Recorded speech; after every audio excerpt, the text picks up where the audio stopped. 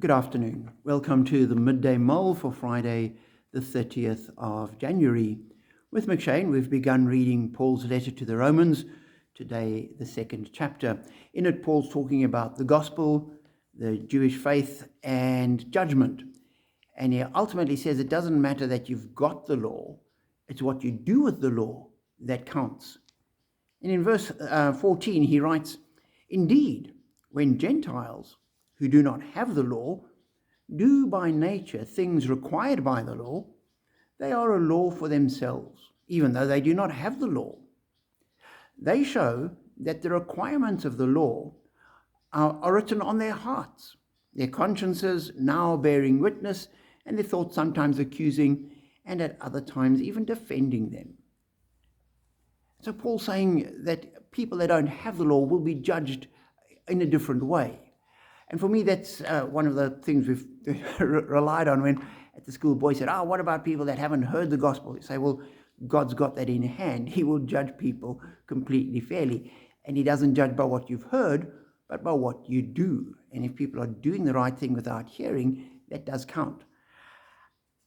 And ultimately, we need to remember as Christians that no matter what the judgment is or the standards of judgment are, inevitably we will fail.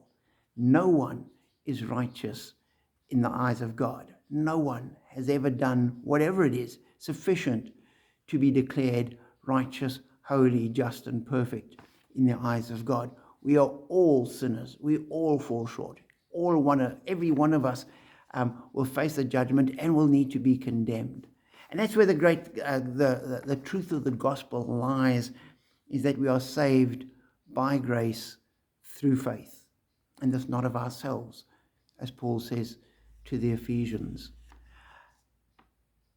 And what I take from this passage is that the grace of God that ministers to us and draws us into relationship and draws us into faith and helps us become his children, that grace will not be diminished in judgment of people outside of the faith. And as we read through the scriptures, exactly how that judgment will work isn't entirely clear. But we do know that anybody from whatever religion or background that gets to heaven will only get there through Christ.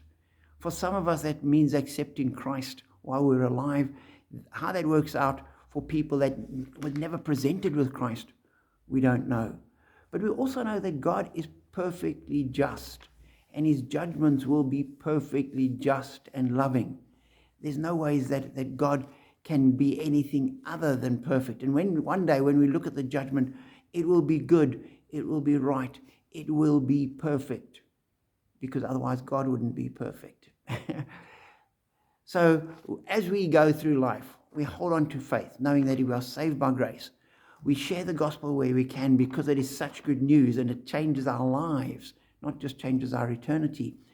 And we leave eternity in the hands of God, because we know that he is gracious and compassionate, slow to anger, and abounding in mercy. And he will judge. He will judge perfectly. He will judge fairly. He will judge lovingly. And it will be good. Be blessed.